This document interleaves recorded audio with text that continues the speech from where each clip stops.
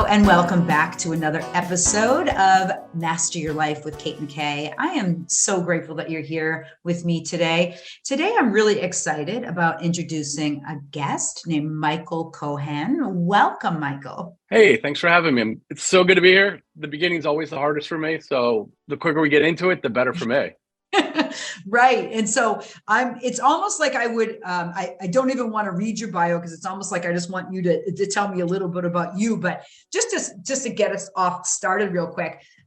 Michael is an I.C.F Certified Life Coach, and he wakes up every morning with the simple purpose to help others rediscover their powerful inner strengths and give clients and students the tools they need to make more meaningful decisions, to aim higher and elevate their lives. And that's his project that he actually established in 2015, which is the Elevate Life Project. And I'm really looking forward to hearing about that. You have a really deep background, obviously, and a big commitment to spiritual growth and understanding and the balance between the two. And I can't wait to dig in. I try. I don't always succeed, but I'm always waking up every day asking myself, how can I be a better person? I mean, that's the essence of spirituality.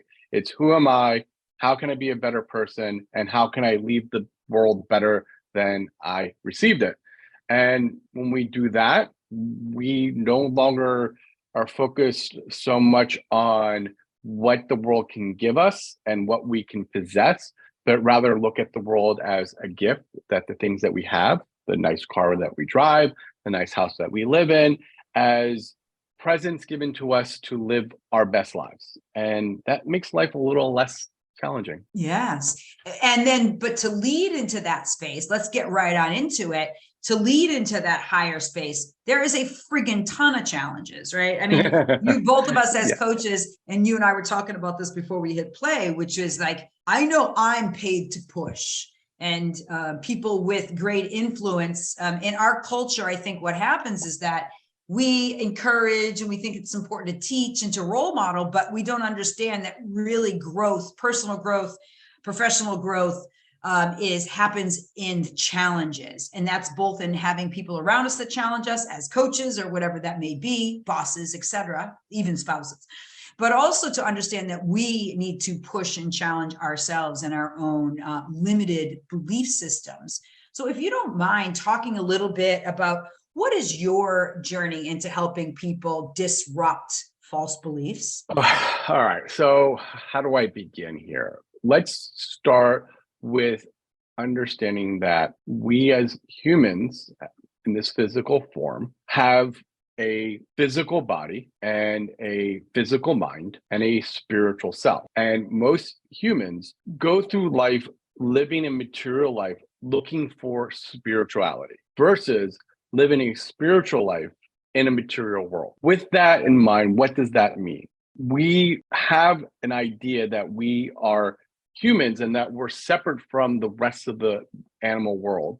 But as humans, we still are animals. And although we have the ability to think and to use logic, we still survive on that animal instinct, aka fight or flight. So when we look at the world, when we're living that material life, we look at things as, is this going to give me pleasure or is this going to give me pain? So we live in that state of how can I seek pleasure and avoid pain? And with that mindset, anytime that we have any sort of challenge or obstacle, we run away from it because we think that that's somehow wrong, that somehow that challenge that we're experiencing means that we're not living a good life. When we are coming to coaching and we're wanting to make changes in our life, we have to have a certain understanding that it's going to take what we call a tapasya, a burning desire, where we have to walk through the flames to shed out and burn off the areas of our lives that are no longer serving us as an ability to grow into a new version of who we want to be.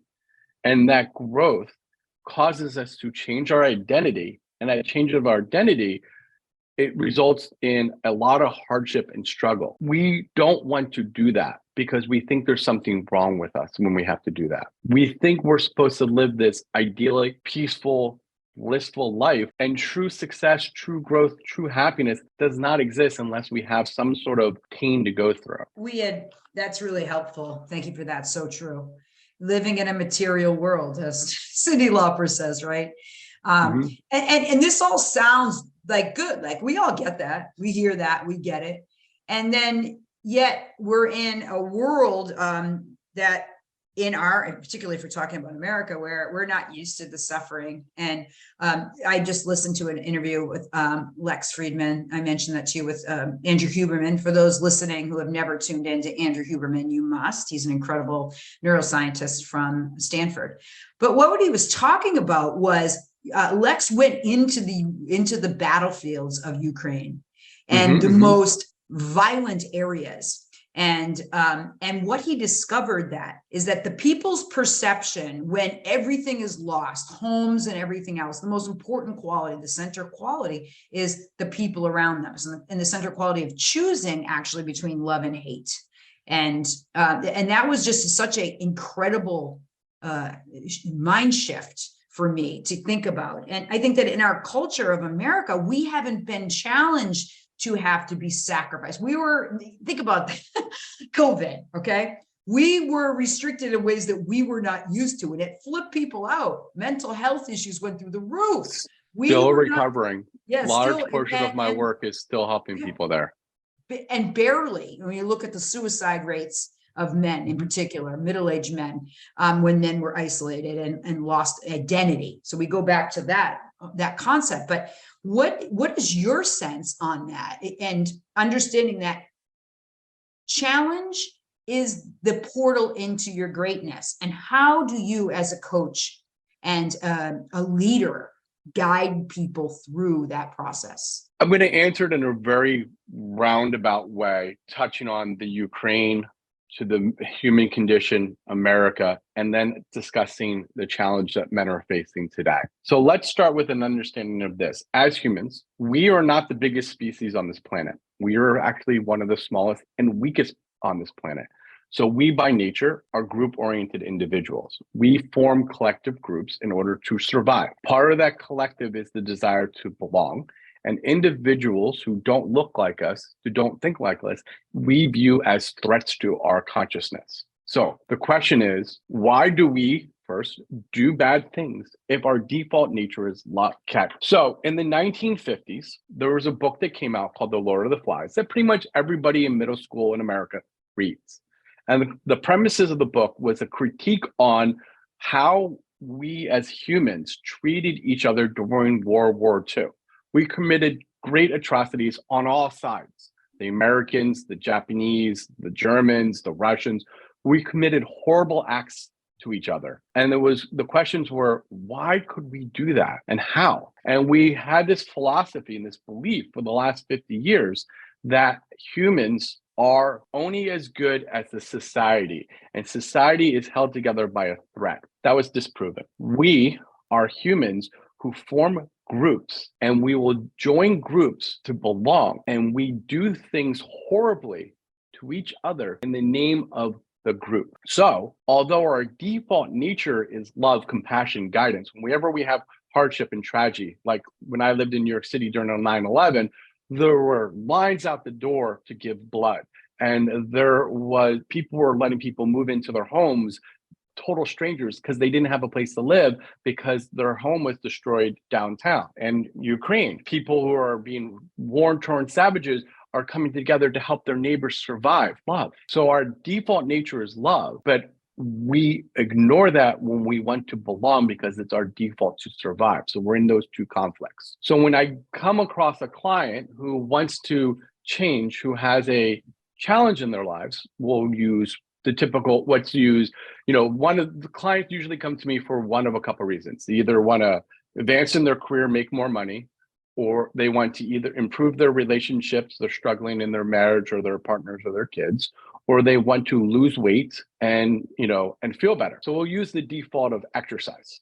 And I'll have a client that comes to me and they'll be like, one of their goals will be to lose 20 pounds, get into shape. Their biggest problem isn't the desire to exercise. One of their biggest challenges is the group that they are a part of who does not support the desire to lose weight and exercise. Because if they do lose weight and exercise, then they change their status within the group, right? That hierarchy. There's someone at the top and there's someone at the bottom, and the rest of us are in the middle. So if you're in the middle or you're at the bottom of a group and you decide to change, the rest of the people around you are going to try to push you down in order for you not to change the status quo or leave the group if because your lifestyle changes. You want to go to the gym, you want to exercise, so you can't hang out on Friday night because if your favorite exercise class is Saturday morning, the group that you're a part of will start to take you down. They will attack you. They will criticize you. So we struggle because in order to make any changes in our lives, we have to change our group. And that's scary. And so we struggle with that duality or that idea that in order for me to go to the next level in life, I have to constantly change who I surround myself with. That's the biggest challenge I have with clients, along with them understanding that, and this can be a follow-up question afterwards, that in order to change their identity, they have to change their lifestyle. In order to change their lifestyle, they have to change their habits. So that can be the follow-up question there. The third part of the question, leading it to men, the biggest challenge men are having is they're being left behind. Men are really struggling these days. More and more studies are coming out that men are struggling because men are not succeeding in the modern world that we live in today. Men are, I think the latest statistic that I read was 2 out of 3 people that are going to college and graduating from college in America today are women. 3 out of 5 people in this world who are receiving postgraduate degrees are women. Men are not succeeding in the modern world. And because of that, they are struggling with that ability to grow and to overcome any challenges related to being part of the group. I'm a man. This is my role in the group, and I'm no longer the provider. I'm no longer the protector. So then I'm struggling, and so I don't know how to overcome those challenges. And that's where we as men need to learn and evolve and change how we look at this world and our role. Right. I so agree. It's my biggest work. I mean, as you and I also talked about, is like the suicide of my son in 2017 was a huge pivotal point. It was like, how do you transmute and transcend a loss like that and then find meaning after? And for me, what the revelation was, even though obviously my son had free will, that it was, I was here to advocate and help men claim that warrior in them, to reclaim it and to own it. Because in all truth, I believe that women have a responsibility to help men, because there has been a huge trend towards women parenting men instead of having them be equals and celebrating differences. Men are not supposed to be like women. Women are women, men are men. It's all good. But why is it in our culture that we encourage the style of communication that's only really geared towards the way women speak? So I have a big point about women need to let men be warriors. And that means women need to stop acting as though they're in control and they have to be like men in order to be successful. There's a lot of pushback on that. It's because I'm older and I can have these conversations. I have an athletic background. I have 5 brothers. I'm used to a gym full of men, and I find men easy to talk to. I don't find them complicated. And I know a lot of women are like, oh my gosh, nothing irritates me more, Michael, than hearing people bash men. And that is in our media. That's on TV. That's in our culture, even with women hanging out together. Oh, men, they're all the same. That infuriates me. Well, I think we can kind of look at it from a psychological and social standing. The biggest danger to any society historically is out of work, uneducated men. They're the most destructive. It's been historically throughout the history of the world, when men are out of work and they don't have a purpose in life. And they're not getting laid. They're not getting laid. Well, that's the second caveat. That's where a lot of these studies are coming out, and it's a big challenge in heterosexual relationships. Women aren't attracted to men who are at the same level. So if a woman has a college degree, she's typically not attracted to a man that doesn't have a college degree. And if a woman has a higher advanced degree, like a PhD or an MBA or a law degree, they're typically not attracted to people that aren't on the same caliber. It is a big problem in society on both sexes that we really don't know right now how to address it, because men don't date up and women don't date down in terms of status. Did everyone hear that? Say that again.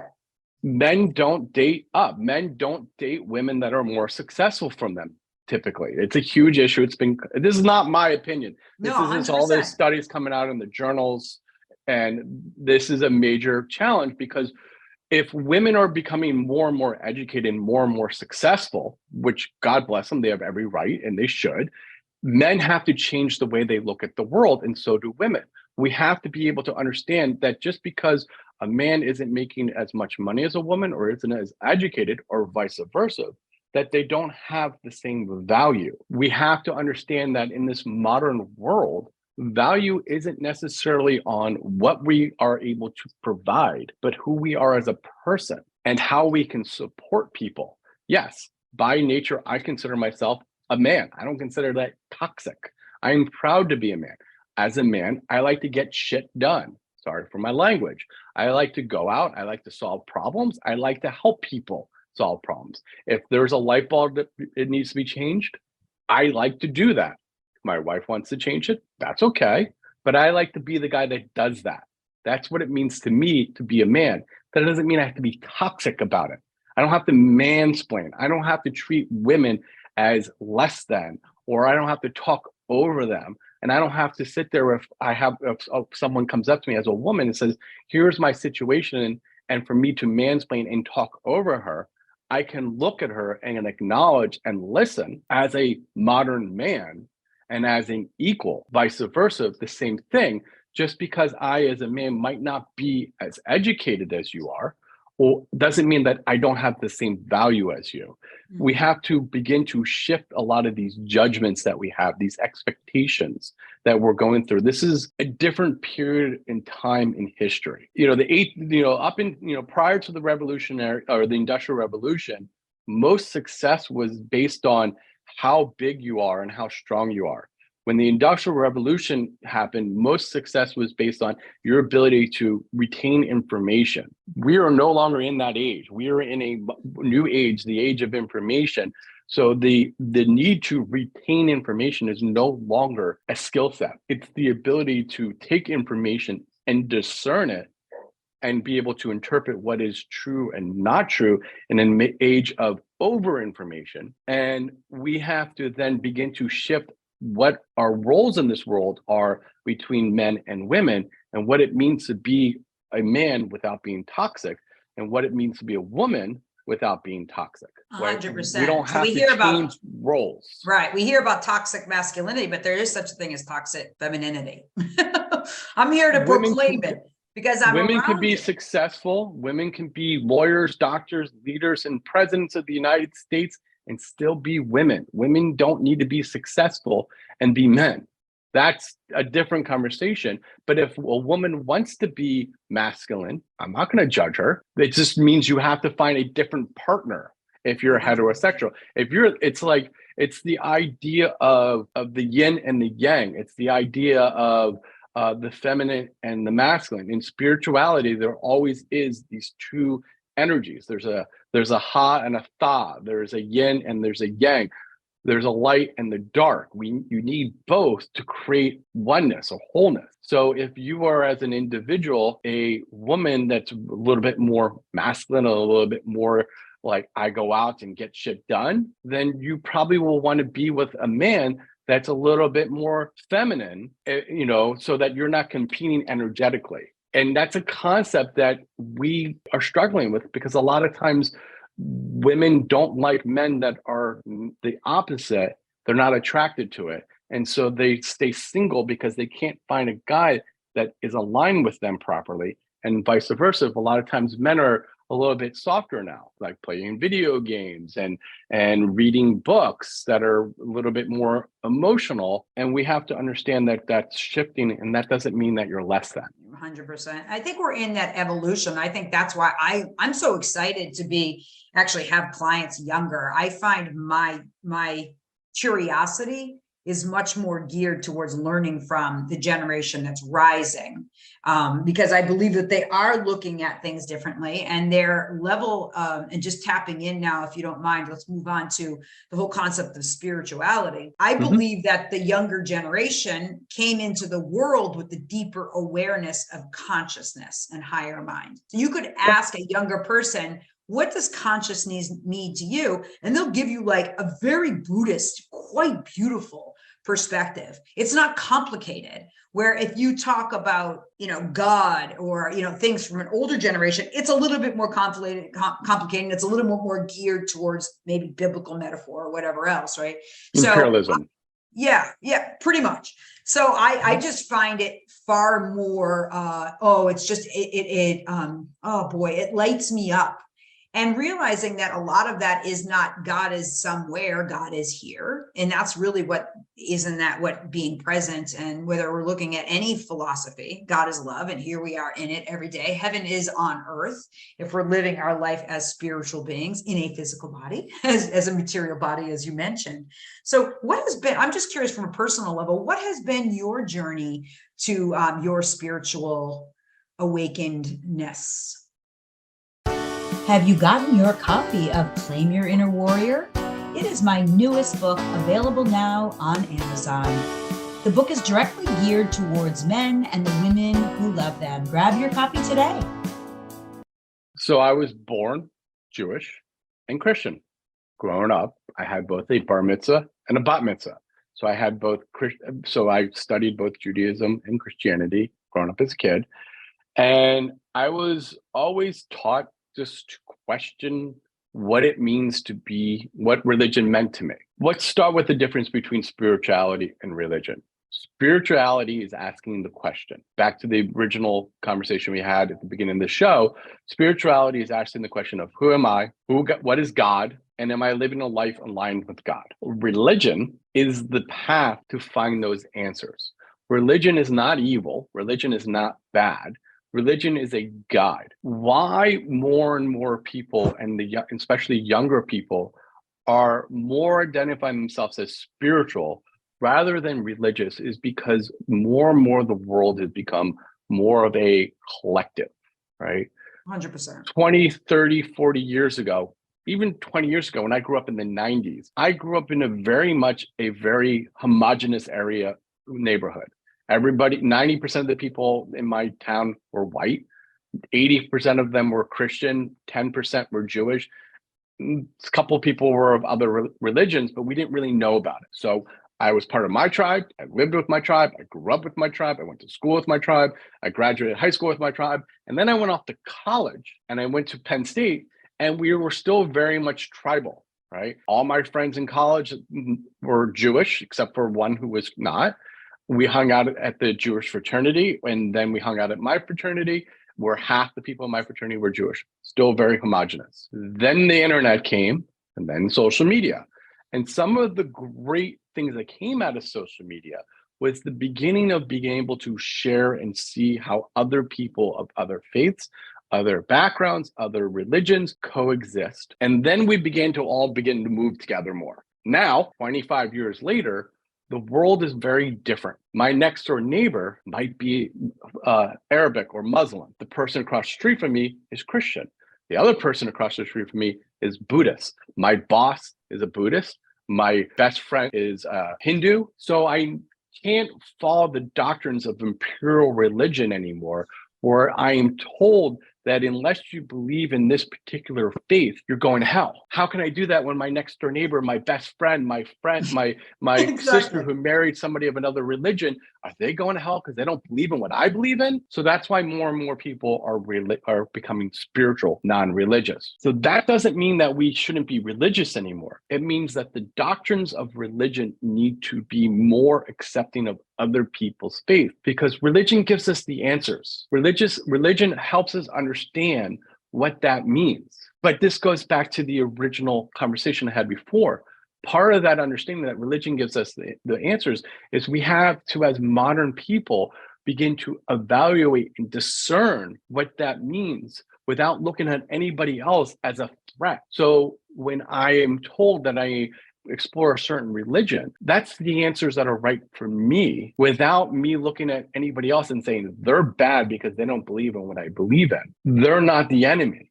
They're following a path of that's right for them, and I have to be okay with that. And that's what it means to be spiritual while practicing a faith. And I think that's where we should evolve to versus throwing all these great spiritual teachings out the door as somehow bad. They're not bad. It's the idea of imperialistic religion that makes it bad. It's the idea that unless you're part of my group, once again, you're the enemy. And that goes across all aspects. And that's what we're seeing a lot more of. That's why we're seeing all this hatred, right? Like we can look at America as a perfect example. It's like, I'm either part of the blue team or I'm part of the red team. And if you're not part of my team, you're the enemy destroying my society.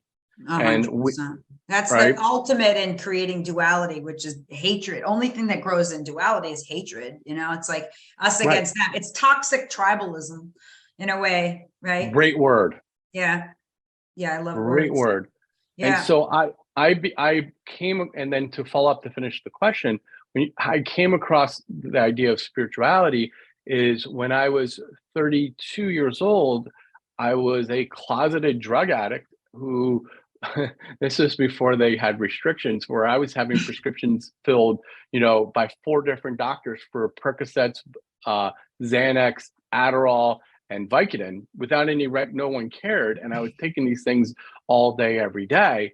And a friend of mine said, you're going to kill yourself if you keep on this path. And so I got into yoga. And when I started studying yoga, it led for me to begin to study the idea of what it means to live a harmonious life. It's beautiful. So what would you say to someone? Because it's pretty shocking to think that you, with all your success, was living that life, right? What would you say to that person that's listening or viewing this podcast if they're living in that darker place? And what was your journey into the dark, out the other side? What would you tell them? What hopeful words or lesson? I got very lucky with a very good mentor who very much guided me through a very dark period of my life. On paper, you would have never known. I was making almost $250,000, $300,000 a year in New York City.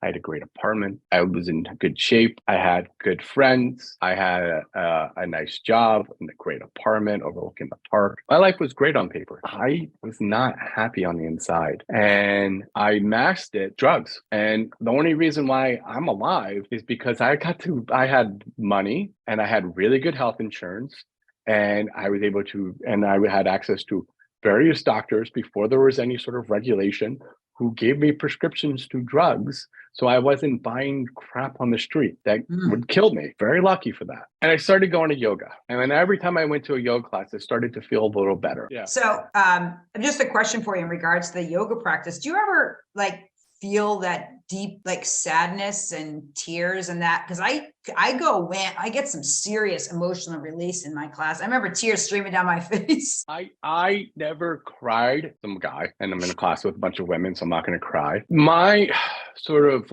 change came when I was taking yoga, and this was in the late 90s, early 2000s. This is before a lot of the scandals that came out of yoga. This was before Instagram, and this is before yoga became very mainstream. And so the great yoga teachers, that's like the second generation yoga teachers, these were the people I studied with and practiced with. So I got to study yoga with Sharon Gannon, Geisha Michael Roach. I got to study with Pattabhi Jois before Pattabhi Jois's scandal, the laundry list of great yoga teachers who studied a lot of this, a lot of the great wisdom. Now we can talk about what happened, and a lot of the scandals came out because all they were trying to do is promote the light, the goodness, and they weren't looking at their dark. My big change were, you asked me how I went through this pain and came out the other end came when I was about 32, 33 years old. And I was coming out of a yoga class, and it was this teacher, her name was Sharon Gannon. And there was a Q&A afterwards where people were asking her questions. She was a huge yoga teacher at the time. And this one student sitting next to me asked Sharon, like, basically was like, well, you have the life that I want. You're surrounded by people that support you. You have friends that support you. You seem to be living the life that is meant for me. And I'm living in a life that I'm not happy with. I have a marriage that I'm struggling with. I have a job that I don't like. What do you do? And how did you make this life for yourself? And Sharon basically answered this question. And this is what began to change my life.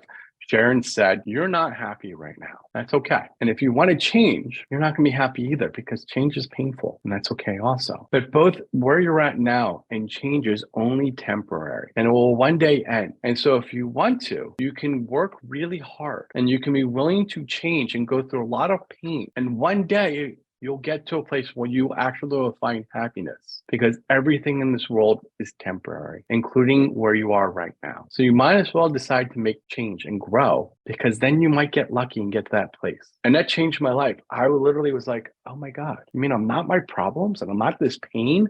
I don't have to sit here every day and be miserable anymore. That even though I'm sad and angry and depressed and just lost and an empty shell on the inside, I don't have to be here anymore. That if I go on this journey, I'll still feel like this. But if I keep going, maybe I'll find a place where I'll actually find love again. That's what changed. And that was how I was able to push through when there were periods of loneliness where the friends I was around, I couldn't see anymore because I was doing drugs with them. And so I had to give up friends, and I had to stop hanging out with other friends because they were drinking too much. And there was a big period of loneliness. I gave up my job, so I didn't have any money for a long period of time. I was broke.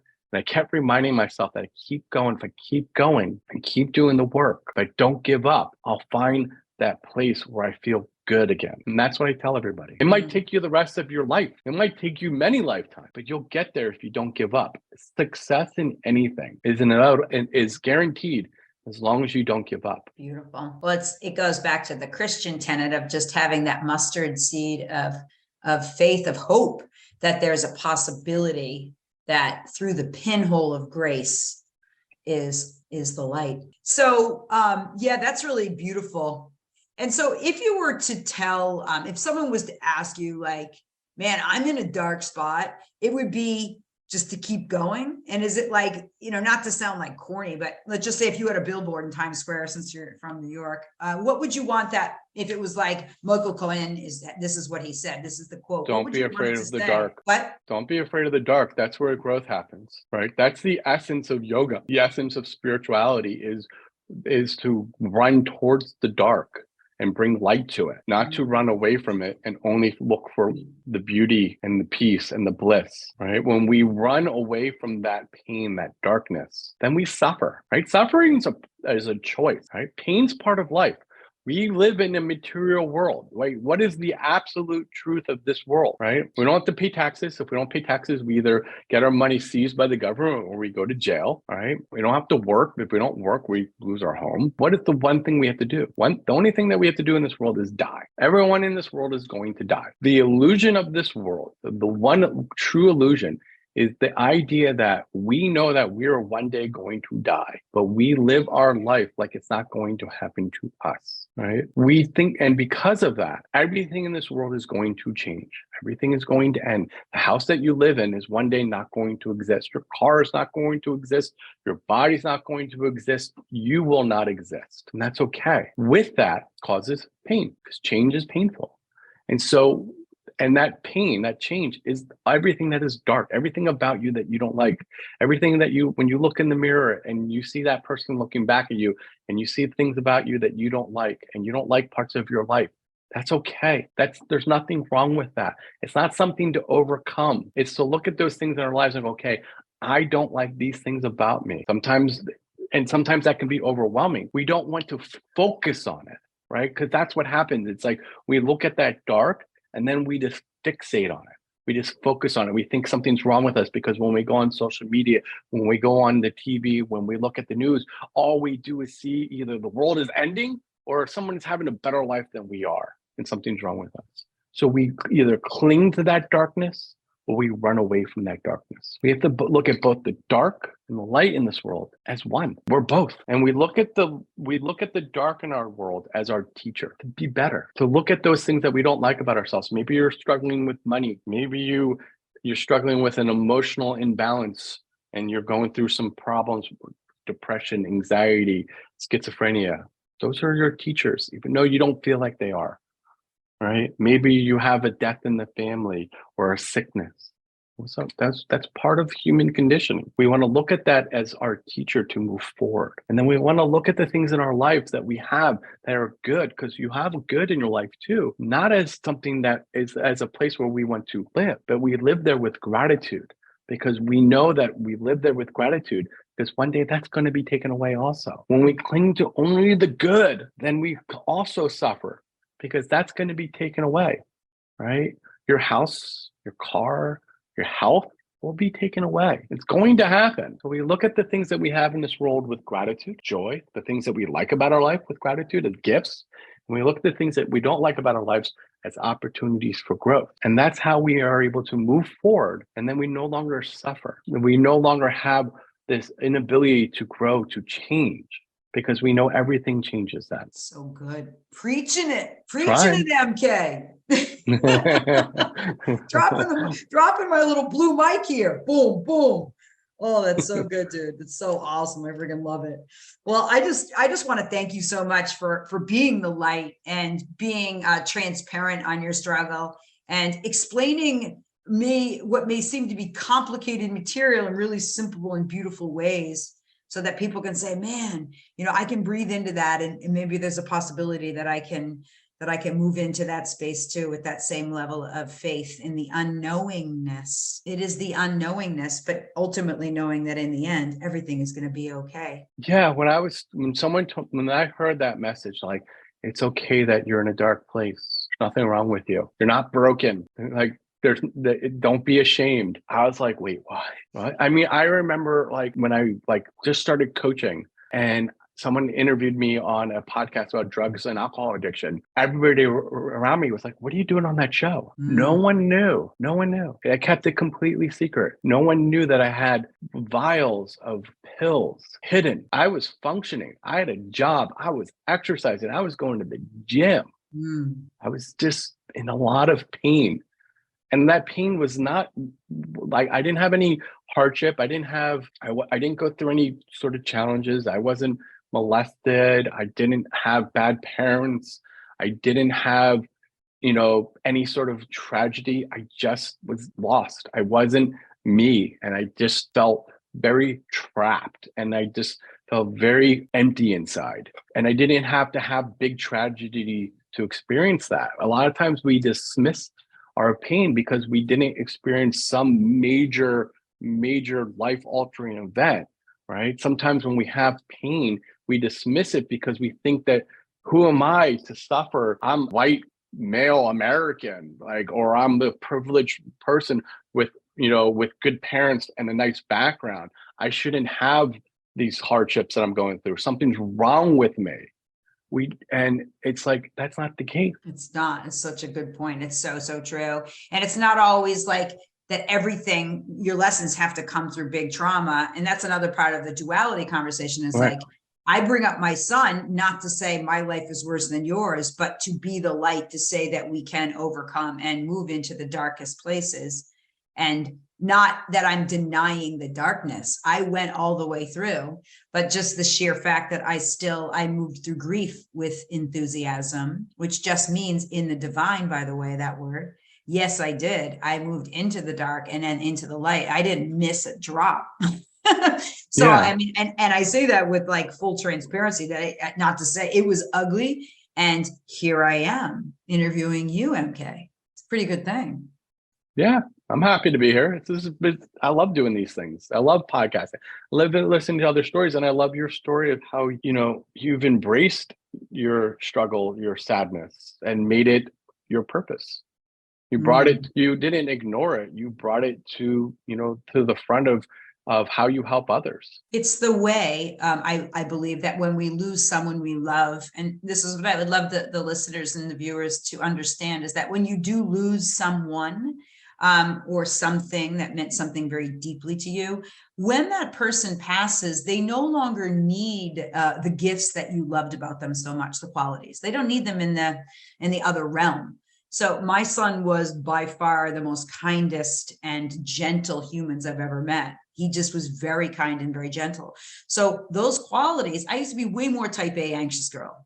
So now I'm able to wear those qualities like a shroud, right? I can wear those qualities and honor him by representing him on the plane. And I think that that's true for anyone. Make the choice to honor those people, and they don't want to see you suffering, and nor do, really your highest and best self doesn't want that. So I just want to leave that with the audience and viewers. Yeah, it was beautiful. Thank you so much for joining me. I appreciate you, Michael. Yeah, thank you. It's great to be here. And I hope we shed some light on some people in this world and gave some knowledge.